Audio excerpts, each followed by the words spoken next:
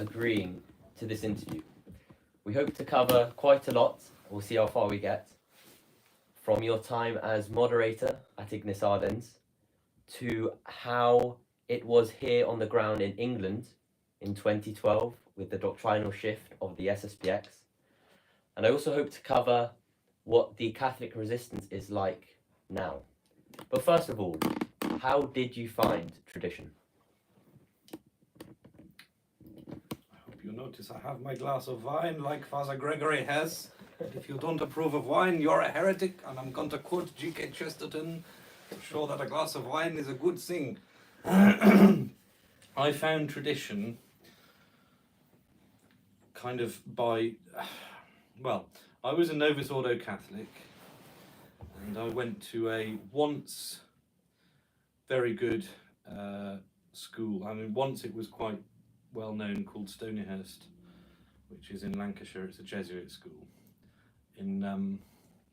If you know Brideshead Revisited by Evelyn Waugh, Bridie went to Stonyhurst, and it was, back in the day, it was very good. When I went there, it was very Novus Ordo, but the architecture is just amazing, and it's, I think, the biggest building, the biggest school building all under one roof, and it has like, I don't know, like 10, 15 different chapels everywhere. It was really incredible in the 50s, and I tracked down this elderly Jesuit priest who kind of remembered it, and he used to tell me stories about what the school used to be like, and then I could quite compare it to how it was now. So I think from quite an early age, sort of 14, 15, I could tell there was something gone a bit wrong. And then I remember thinking at the age of 15, I could see that there's a lot of people calling themselves Catholic, including my teachers, who really aren't, who really don't believe and don't live according to the church, to morals and so on. And I thought that's kind of hypocritical. If you're going to call yourself Catholic, at least make an effort to be Catholic. And if you can't be bothered to really be Catholic, come clean and say you're not actually Catholic. So I remember thinking to myself, well, if I'm not going to be a hypocrite like that, I need to make a choice. So I thought, well, okay, I'll try and kind of find out about my religion and really practice it and so on.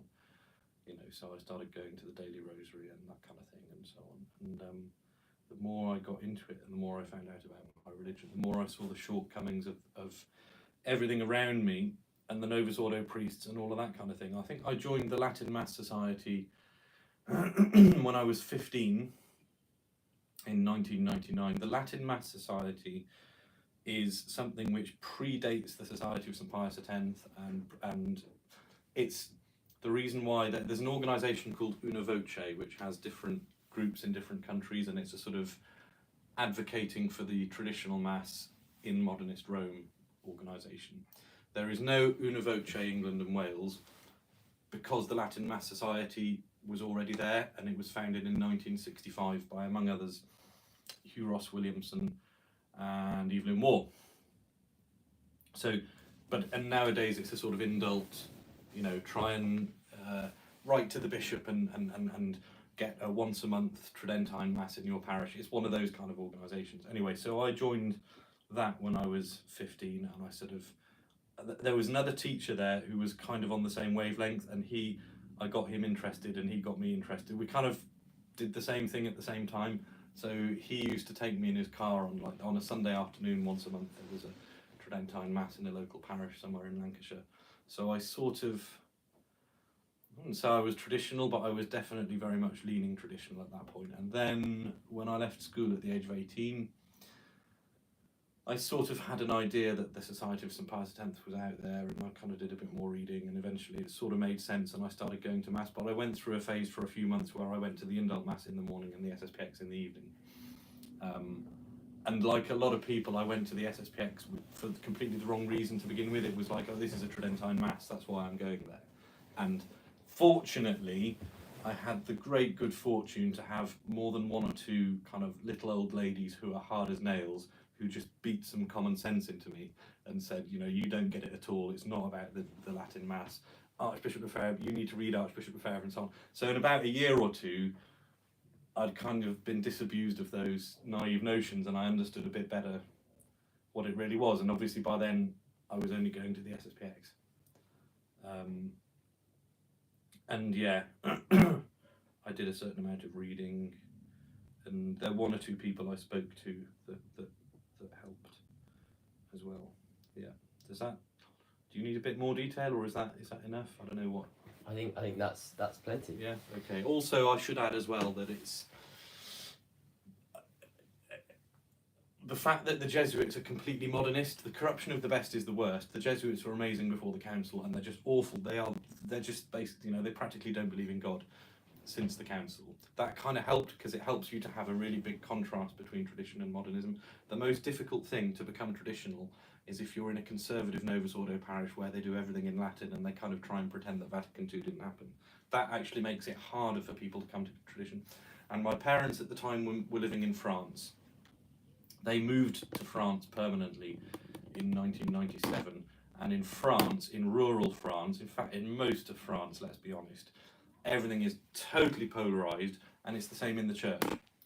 And you're either a modernist or there are conservative-y Latin, Novus Ordo, but for the most part it's absolutely bonkers, like complete communist Novus Ordo priests.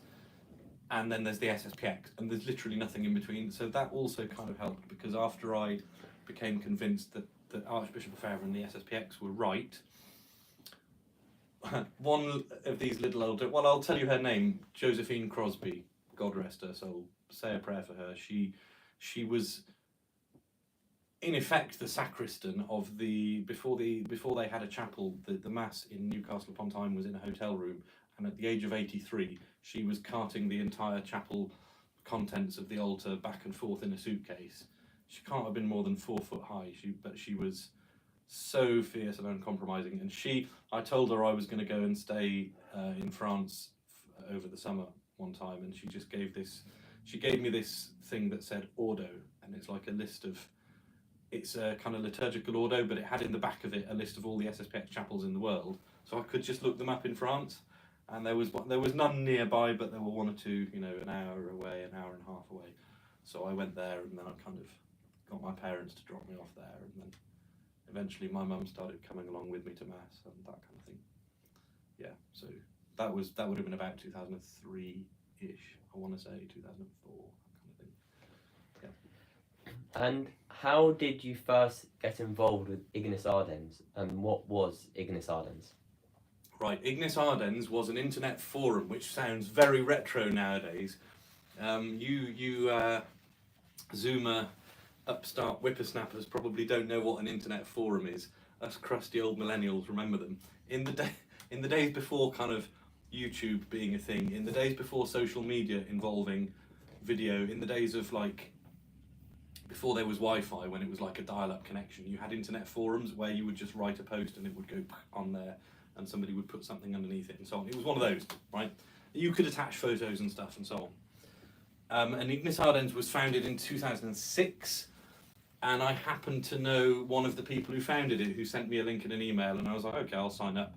Signed up, went in there, hardly any members, discussion was just dead, so I thought, well, I never went back for like a year or two, and then I came back a year or two later, and it was buzzing. There was some great conversation going on, so I kind of stuck around. So I was, I think, the 5th or 6th member to join Ignis Ardens, and the moderator was a lady who I already knew, a very good soul called Claire Webber. I was quite good friends with her husband.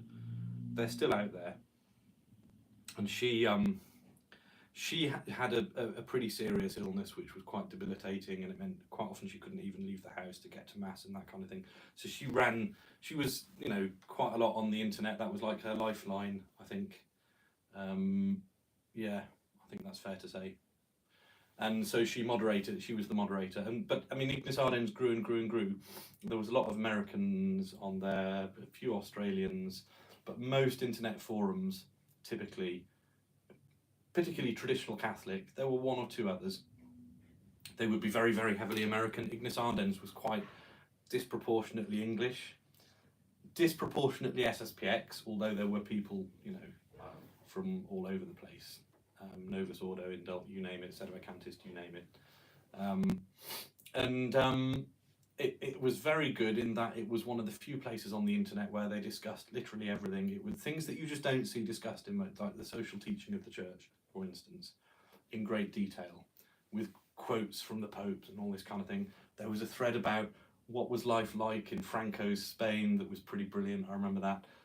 There was a whole thing about why evolution is wrong with pictures and all of this kind of thing, which was just an eye-opener for me. There was just so many great things on there, and it got more and more and more popular, to the point where Claire couldn't cope on her own as moderator. The guy who owned it, he basically founded it. He owned the website, but he was never there. He was just never. I think he had other family commitments. He very, very, very rarely visited it. So Claire did all the work for him, but she couldn't cope on her own. So then he made me a moderator as well. So Claire and I moderated it.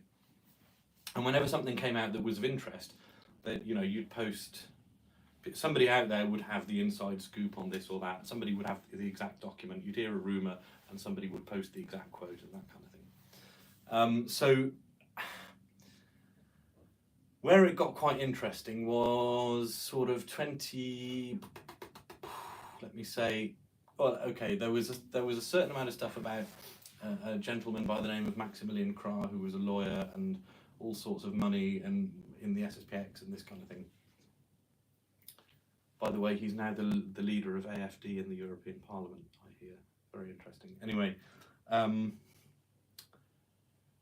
but then there was all these kind of rumours about, Bishop Fellay's going to sell us out and this kind of thing. And now I was always the guy who said, show me the proof. I also said, I don't like this. You can't just say that with no evidence. That's calumny, right? So I kind of took the side of Bishop Fellay again and again and again. Because I'm sorry, if it's just rumours, you can't say that about someone. And in any case, if you're a person in a position of authority, there are always going to be people underneath who resent that, who feel envy, or who, for various other motives, are going to cause trouble down below. So for me, it's just not enough to have all these rumours about this guy's no good, he's going to sell us out, etc., etc., etc. And I think I defended him right up until it got to the point where I sort of secretly thought, there might be something in this, but I still publicly kind of said, okay, show me the actual hard evidence, and and then it got to about, I think I'm remembering this right, start of 2012. There was a couple of things. I think there was a sermon that he gave for February the 2nd for Candlemas in Econe or in Mensingen, and I forget exactly what he said. I think he condemned independent priests. He said something about it. I can't remember, but it was a little bit of a hint. And then in March 2012, I think he put out a Cor Unum, which is the internal bulletin for priests of the SSPX. And it said in there, eventually, great big long-winded thing by him, but eventually at the end it says, here's why we need to rethink our attitude towards Rome. I mean, it was there in black and white. Now, what's a layman doing reading Cor Unum? Okay, somebody showed it to somebody who showed it to me.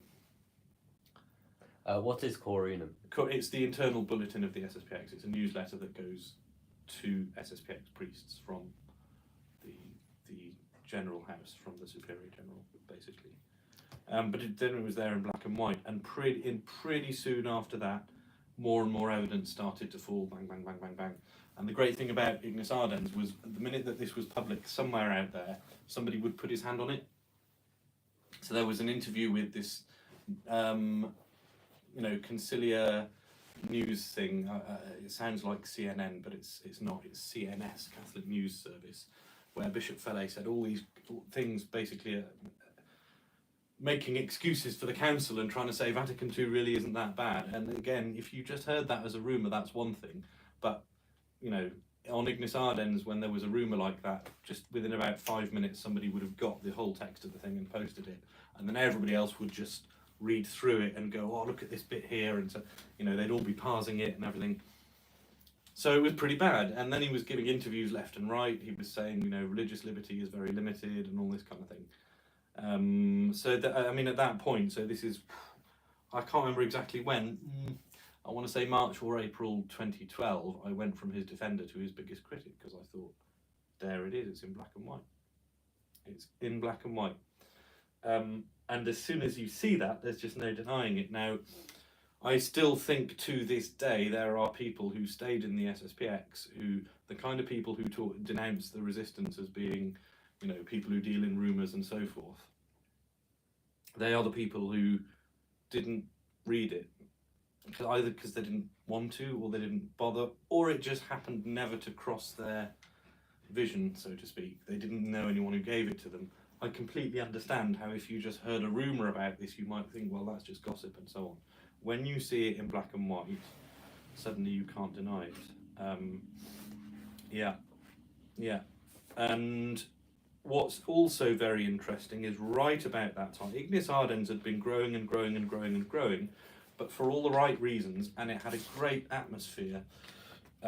People, generally speaking, were pretty charitable to each other. People got on with each other. They were fairly friendly. And I think some genuine friendships actually developed between people who actually had never seen each other in the flesh. It wasn't like a lot of internet websites and forums and other stuff that I could name where it's pretty bitter and pretty calumnious. It really wasn't like that. It was a good atmosphere. But what's quite interesting as well, and people who remember this will remember what I'm about to say, suddenly the number of users just exploded. It was already pretty big, and it had been going up, you know, month on month, year on year for 6 years at that point. But it suddenly exploded, and all these people appeared who were very pro-Bishop Fellay and just wailing about all the slander and detraction and why can't you guys be nice and so on. And it was all kind of the old guard who'd been there for a while, who all knew each other, who said, look, there is no slander, have you not read the thing? And it's almost like people kind of got sent in, do you know what I'm saying? They got sent in, kind of damage control. I don't know, to this day, I don't know who they were or why, or, you know, how that was organised, but something like that happened.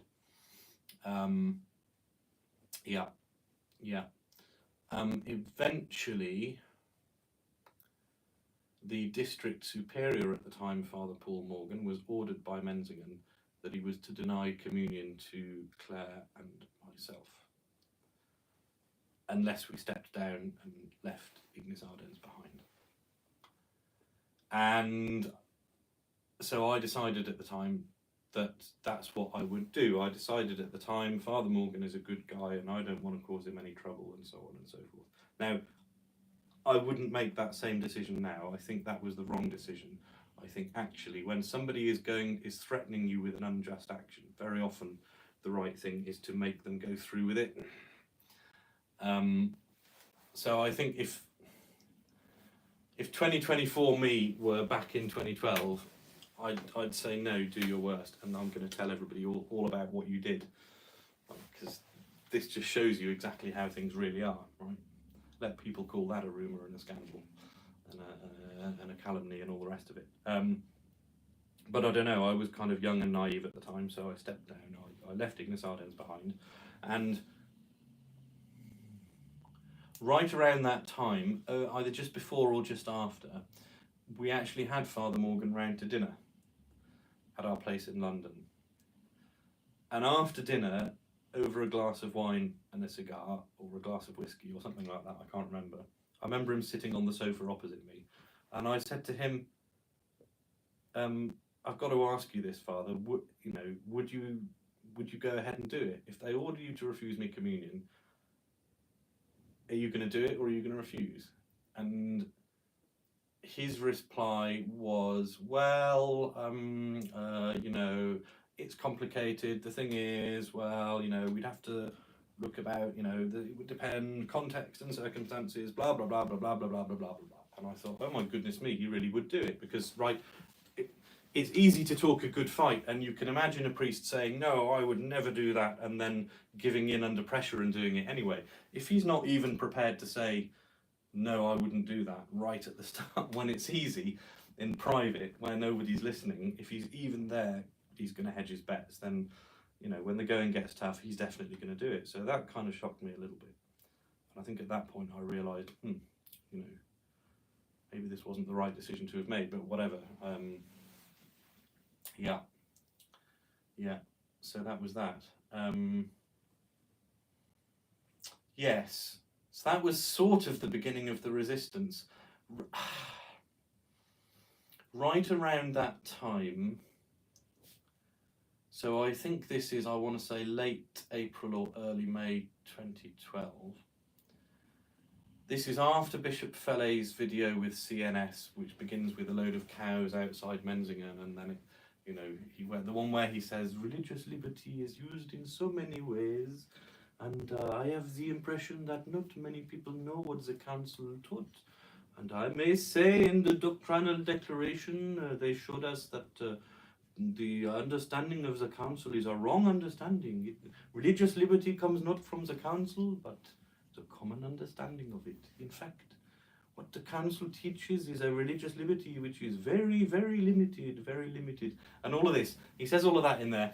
I mean, that alone, show that to somebody and then say, okay, tell me that that's the voice of Archbishop Fr speaking. Anyway, right around that time, after that, I think what happened was somebody said, oh, we should all write to him and protest. And it's like, okay, so he'll like get inundated with letters. And I thought, yeah. I start, oh, right, okay, I'll do my bit. It won't do any good, but I'll write to him anyway and say, you're wrong about this. So I wrote this letter, and as I was writing it, I thought, this is not as easy as it sounds, and a lot of people won't do it. They either won't be bothered, or they'll think it's a bit beyond them. They won't be capable of writing a letter, or they'll write a letter and they'll think, well, that's not really good enough, and they won't send it. So I said to one or two people I knew who sort of were on the fence. I suppose I should write to Bishop Fellay as well. And I said, well, do you want to put your name to my letter that I'm doing? It'll just be a joint letter. And then it kind of, from there, it turned into a letter with lots of people putting their names on the bottom of it. And it was just one at a time, word of mouth kind of thing.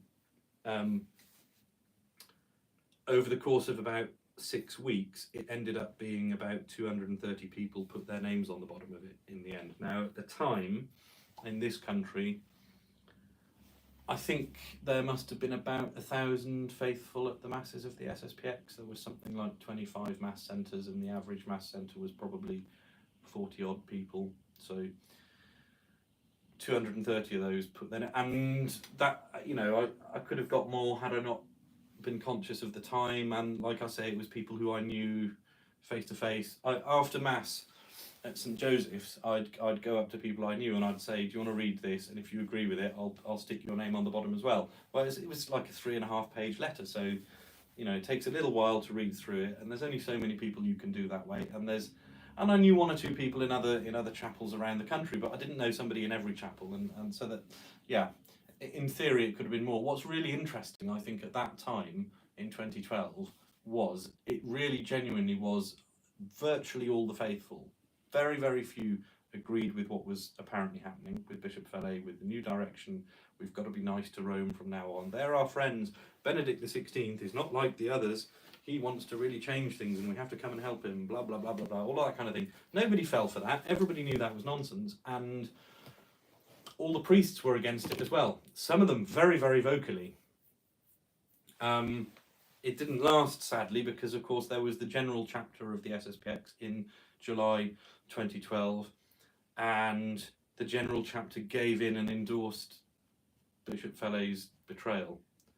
And all of these priests who had been so brave up to that point suddenly felt a bit more alone. And it's easy to be brave when you think that loads of people agree with you. But suddenly when you feel alone, it's a lot harder. And I think the same thing happened to a lot of the faithful as well. That's my take on it. I'm sure plenty of them would object that that's not true, but that's what I think I saw happen. Yeah. Thank you. What was the Doctrinal Declaration of April the 15th, 2012? Right. And where does that fit into all of this? The Doctrinal Declaration is crucial. It happened right in the midst of all of this, and yet it was almost a full year until we actually got to see its contents.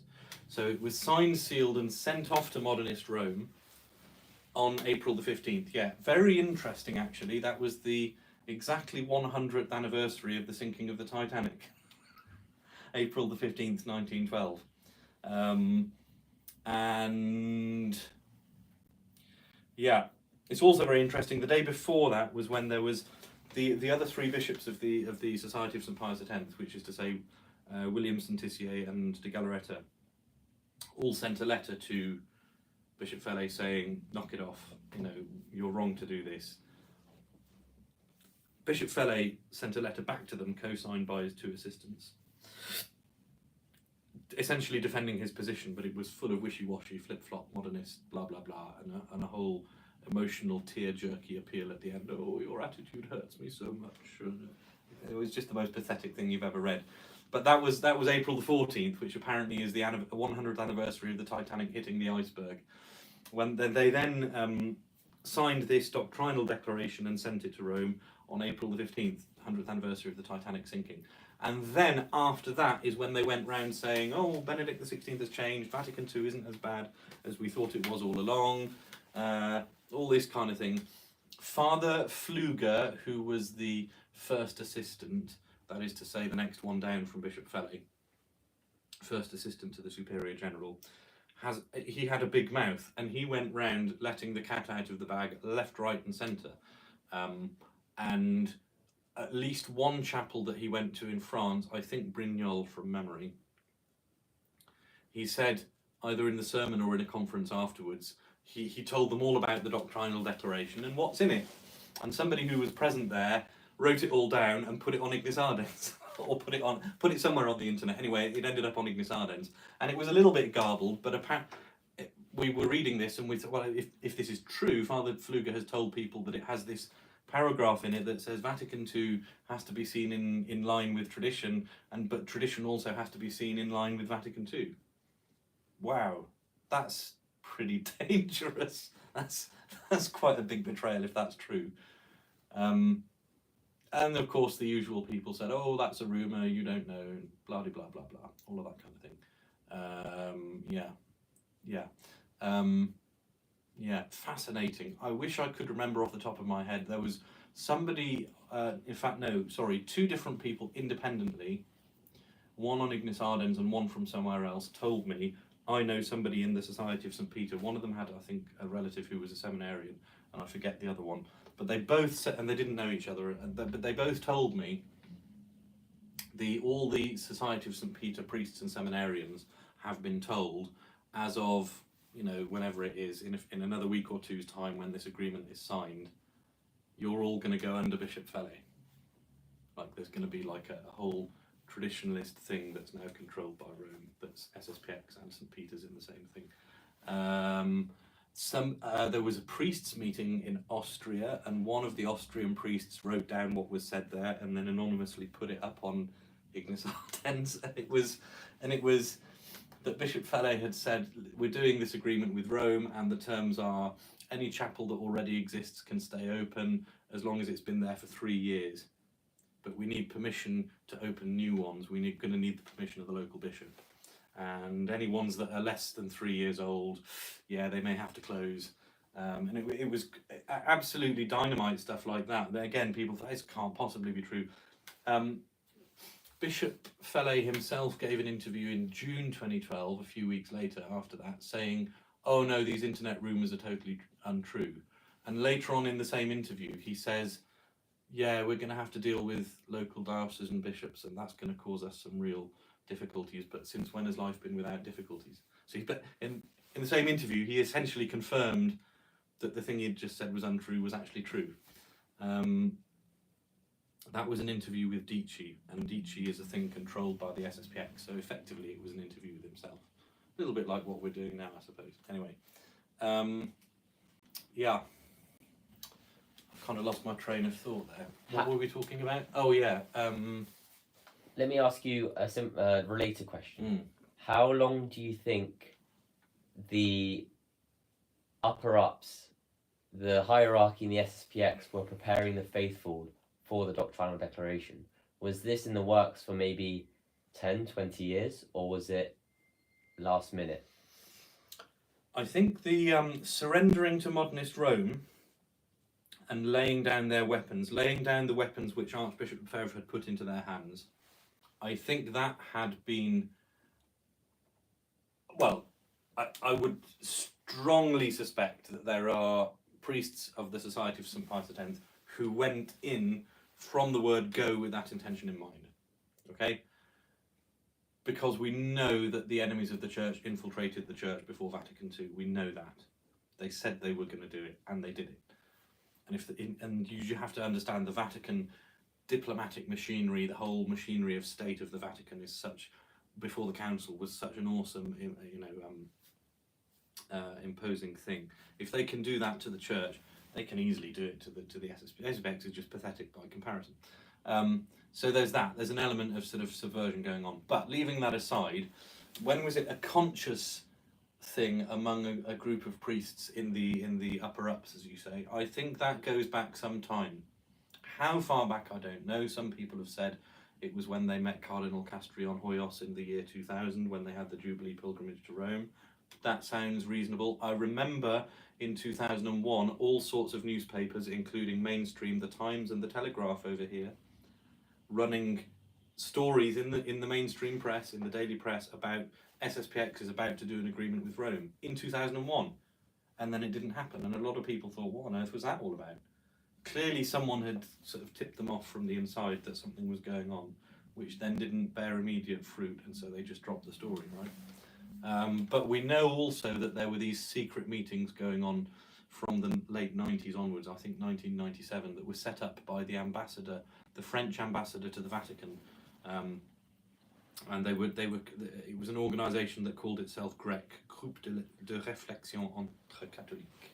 So a group for reflection among Catholics. It was like a Catholic group discussion thing. But the point was, it was an ecumenical thing. It had SSPX priests in there and Novus Ordo prominent priests and Society of St. Peter priests and so on and so on. So it was a kind of a secret thing where they got together and chatted and, oh, we so wish we could be with you.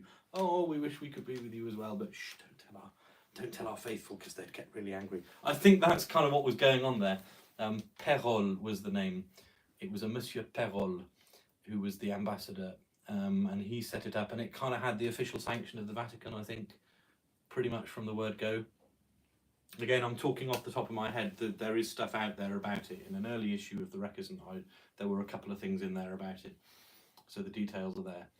And I think they just got more and more bold over time. You also have to understand that once something makes its way into the top of an organisation, it replicates itself lower down. And this has been continuing apace for many years in the SSPX. Long ago, people were already noticing that new priests, newly ordained priests, fresh from the SSPX seminary, did not have the same kind of attitude and approach as the old priests of the SSPX had, the ones who had known Archbishop Lefebvre. Well, I think that whole process has been going on for, much longer than since 2012. I think that goes way back as well. I think they kind of marshalled their forces, built up their strength, and then when they thought the time was right, because it's a very dangerous thing when you're doing that, at some point you need to break ranks, you need to kind of put your head above the parapet, you need to show yourself. And there was quite a strong reaction. So the SSPX has always had kind of people leaving it and disagreeing and falling out and breaking away and so on every few years throughout its whole history up to that point. But in Bishop Fellay's own words, this wasn't like any of those things. He himself said this was nothing at all like we'd ever seen before. It was spontaneously started in pretty much every country in the whole world, that people rose up against this, priests, you name it. There was quite a strong reaction. So I think at that point they sort of changed tack a little bit. But the Doctrinal Declaration, to get back to, that was what you asked me about. Doctrinal Declaration was signed, sealed and sent to Rome. We didn't know what was in it. Rome received it and edited it, amended it and sent it back. And the amendments that they did were to make it even more explicitly modernist. Bishop Fellay received this new version that was even more obviously modernist, and he then wrote back to Pope Benedict XVI. All of this has since come to light. I mean, you can find the copy of his letter now. In hindsight, we now have this, where he writes to Benedict XVI and he says, this makes me so sad because he basically says, we would have got away with it if you just kept my document untouched, but there's no way I'm going to get this past everybody. Yeah, That's the expression he uses. Ne passera pas. It won't get past. Meaning, think about what that implies. Clearly, he implies, if it were up to me, fine. But I have to kind of be able to hoodwink everybody. It has to sound traditional, even if it's not. I have to be able to get it past them. Yeah, that was what was going on. That was April 15th was when they sent the Doctrinal Declaration. May was when Rome replied. Late May was when Bishop Felley wrote to Rome.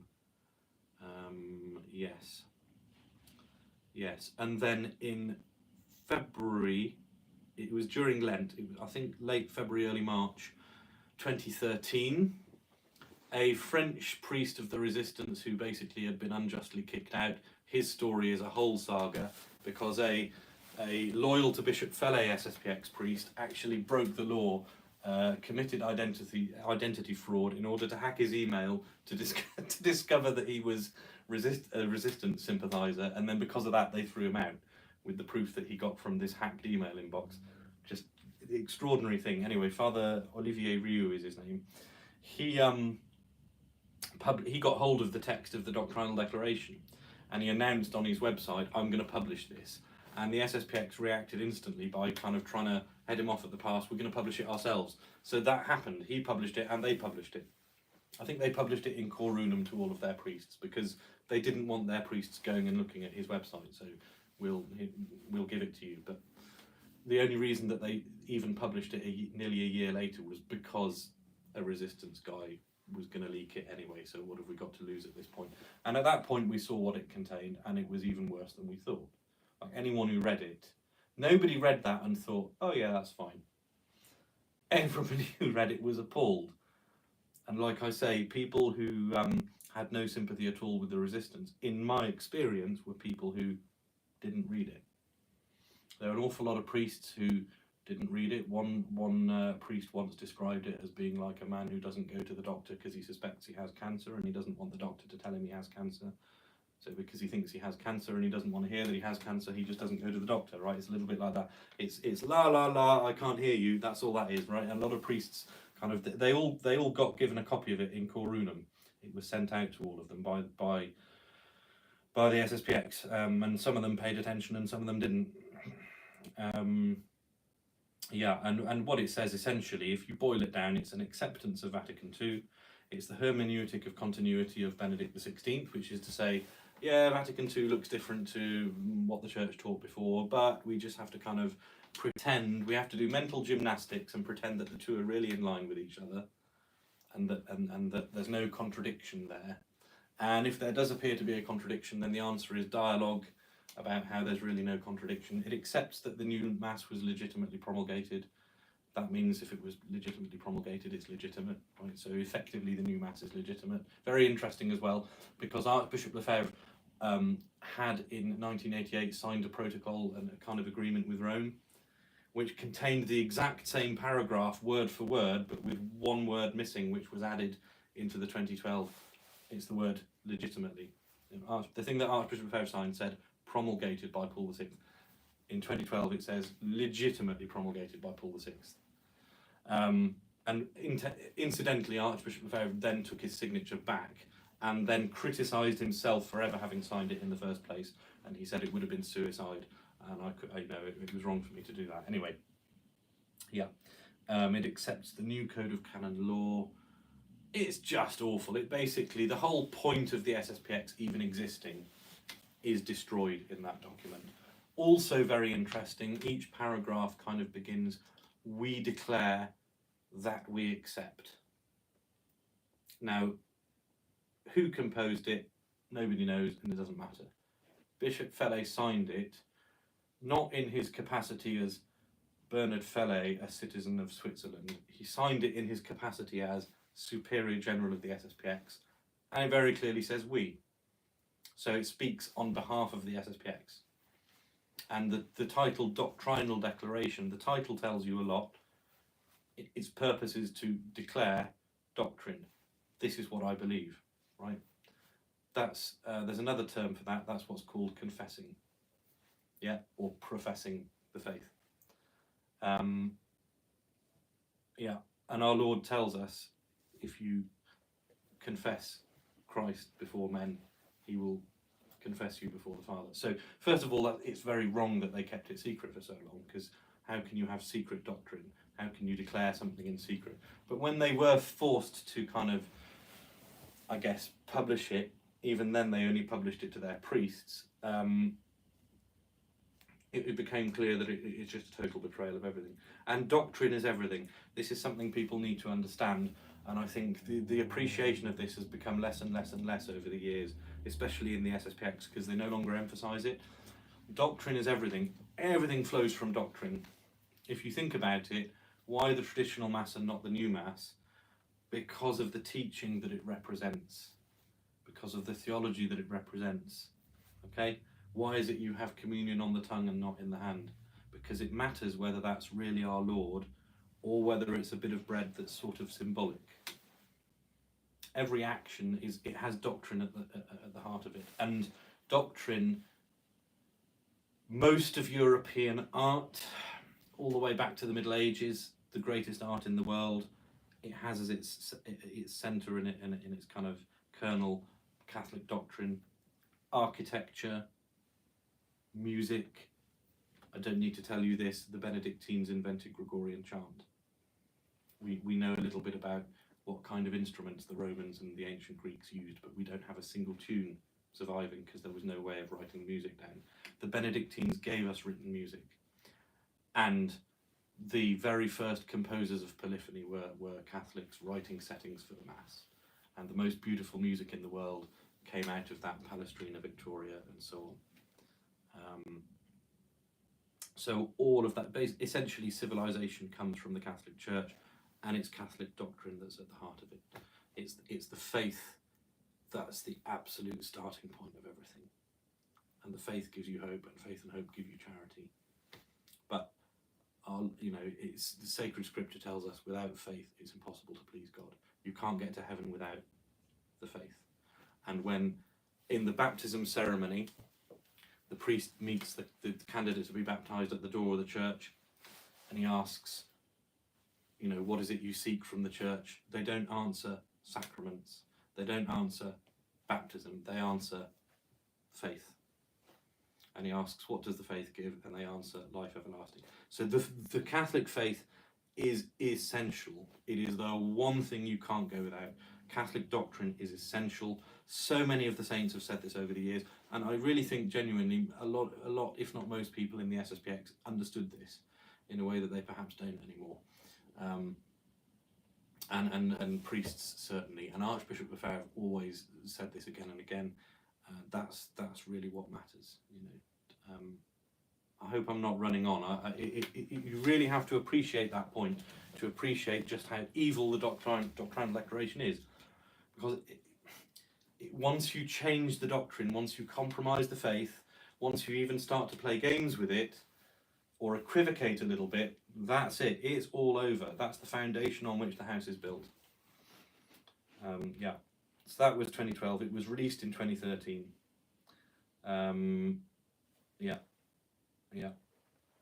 Do you want me to say more about that, or would you rather ask something else? I think we'll move on to what were the early days of the resistance like, both generally and in England, and what role did Bishop Richard Williamson play in all of that? He played very little of a role, actually, surprisingly little, which might surprise you to hear, and I dare say it would surprise an awful lot of people to hear. He's a man who's always had a sort of cult following. Most people know him as the guy who got in trouble with the Jews because of an interview that he did with Swedish television, blah, blah, blah, all that kind of thing. And a lot of people out there, particularly in places like America, but elsewhere as well, they sort of know him as this kind of personality behind a screen. It's a bit like being a TV celebrity, but on YouTube. They don't know him from face-to-face contact. A lot of people in England knew him already, and he'd been living in London, in Wimbledon, since 2009. So if you called at the SSPX Priory, there was a pretty good chance he would answer the door to you. So a lot of people knew him, and he would occasionally show up for Mass at the SSPX church there at St Joseph's. And he, in those days, he put out this email later on comments. I remember very well. Everybody read it. Everybody was sort of hanging on his every word in a way that just doesn't happen anymore. Nobody really reads it and nobody really cares. And it's very sad in a way because there's nothing really worth reading in it. It's kind of lost its relevance in a way. It's so sad. But he was around and he was a bit of a focal point for people being against an agreement with modern Rome, which was everybody to a greater or less. There were different degrees of understanding, but pretty much everybody was against the idea of an agreement with the modernists. But everybody sort of kind of got that he was on that side and against Bishop Felley. So he sort of became a bit of a focal point. I was always a little bit wary of that because you want to sort of avoid this thing of TV, television soap drama where it's this person doesn't like that person kind of thing. Do you understand what I mean? It's not about personalities. Bishop Felley might be the nicest man in the world. It's the fact that what he's written is objectively wrong. Okay, but people, I guess, like to focus on personalities because it's a bit easier to understand than abstract ideas. Maybe that's what it is. I don't know. Anyway, so he was around. I remember he did give a conference in the church hall one time about the oysters and the carpenter and how the little oysters, naively go along and then they get eaten up by the people who they think are their friends. And it was kind of a metaphor for modern Rome eating up the society of St. Pius X. Which was pretty good, and I think went down. It was well received.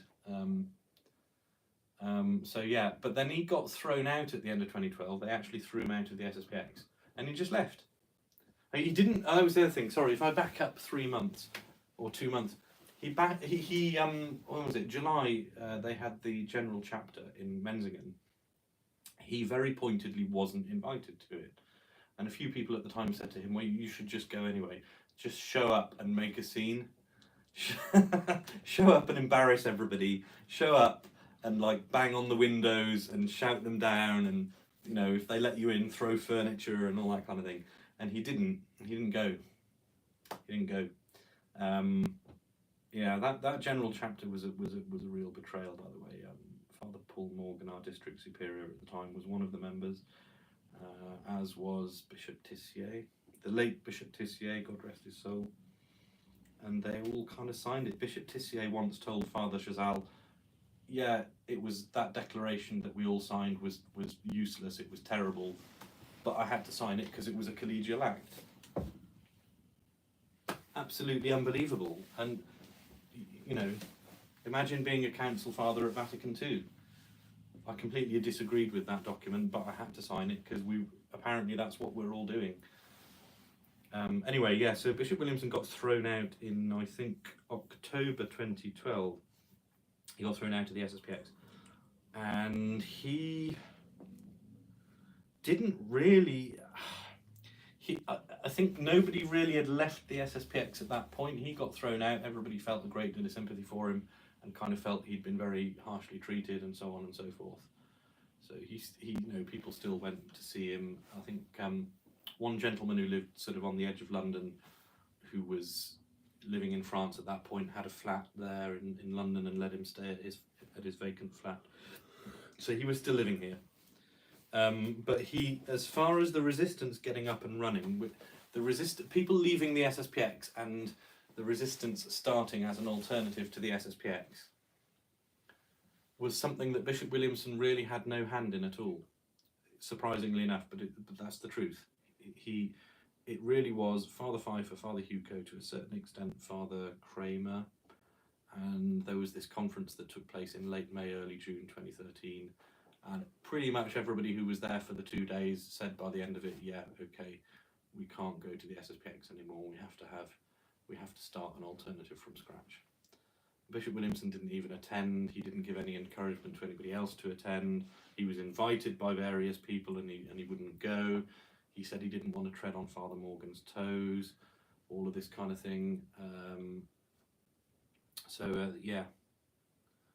That was the beginning of the resistance. And then, I don't know, how long have we been going? Is that a good place to pause at the moment? Yeah. Do you think so? Or is there anything, have I said anything that doesn't make sense or that you want to ask more about or that leaves Have I left any holes behind? Perhaps clarify what was the betrayal in the general chapter? The betrayal in the... Okay. The Superior General is the highest ranking member of the SSPX. Everybody else answers to him. Everybody has to obey him. Who does he obey? And the answer is he obeys the General Chapter of the SSPX. So General Chapter is not anyone who fancies showing up. It's a set number of people with set names, and there are 40 members, including the Superior General. And it's generally speaking the district superiors in each country, rectors of the various seminaries, and then a handful of priests who've been there since the beginning, basically. They're there on seniority. So there had been a chapter in 2006, and the chapter in 2006 had very clearly said, okay, there's been some contact with modern Rome, but there can be no agreement until Rome basically renounced their errors and stopped being modernist. We can't have a purely practical agreement. That's what the 2006 chapter had said. Now, Bishop Fellay very, very clearly, this is just indisputable, he had disobeyed the 2006 chapter. By 2012, he had been disobedient to the general chapter. So when the general chapter met in July 2012, their job was hold your superior general to account. You told him this, and he went and did that. What are you going to do about it? And very clearly by July 2012, there had been publicly all sorts of open dissension in the SSPX. You know, priests getting up in pulpits and denouncing their superiors all over the world in every country. It was unheard of. Nobody had seen anything like it. And it was just turmoil. And even the Novus Ordo press and even the secular press were noticing it. So what are you going to do about that? Now, the chapter met. We didn't know what was going on. We waited with bated breath. It went on for a few days or a week or two, I forget. And then at the end of it, they all went home. Oh yeah, everything's kind of back to normal. And I remember thinking, how is it back to normal? What did you do about that? And then they put out this statement that they had all signed, which was completely, I mean, it was just a betrayal. So in effect, the 2012 General Chapter endorsed the new direction. Bishop Fellay had disobeyed the 2006 one, and rather than holding him to account, they'd fallen in line with the guy that they should have held to account. Does that make sense? Yes. And they put out, among other things, 6 conditions for an agreement with Rome, but 3 of them were essential and 3 of them were desirable. Well, if you go into any kind of bartering or negotiation or diplomatic to and fro, and up front you're saying that this is not an essential condition, it's just desirable. What does that mean? It means you're already up front saying, yeah, we don't really need that. So, and you just need to have a look at what those 6 conditions are, right? Please, please, please let us have a bishop. You know, and okay, but who's that going to be? Someone chosen by Rome? You know, a canonical court of the, I forget, first instance, second instance, third instance, but a canonical court that can be overturned by a higher canonical court. So good luck with that one. The exclusive use of the 1962 missal. Okay, but I mean, that's what the Fraternity of St. Peter boasted in 1988. That's what Campos were able to boast when they did their agreement with Rome. That's what Le Barroux Monastery was able to boast. And all of these guys, like, you know, within a short amount of time, they're defending Vatican II, they're saying the new Mass on the side, all of this kind of thing. You know, so that does that answer your question? It's completely true. All of these documents, by the way, nobody should take my word for it. Go and read them. They're out there. They are out there. You can read for yourself a cover letter signed by Father Touvenot, who was then the Secretary General of the SSPX, saying, here's what was decided at the General Chapter, here are the 6 conditions. You can read the letter that Bishop Fellay sent to Benedict XVI. I'm so sorry to bother you, but this new declaration of yours, I can't get it past everybody. You read it for yourself. There is just no denying it. By the way, that's also what answers the kind of, to my mind, not entirely sincere criticism that some of the defenders of Bishop Fellay had, which is these documents are private, you've no business reading okay, you've no business keeping those documents private. Clearly, they touch on matters of not just public interest, but urgent public interest, which is going to affect all of us. You've no business keeping them secret in the first place.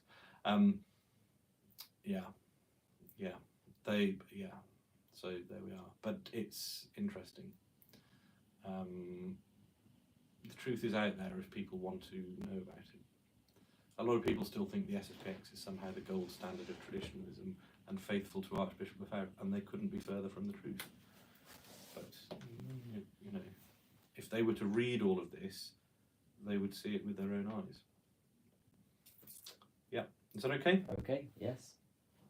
Alrighty.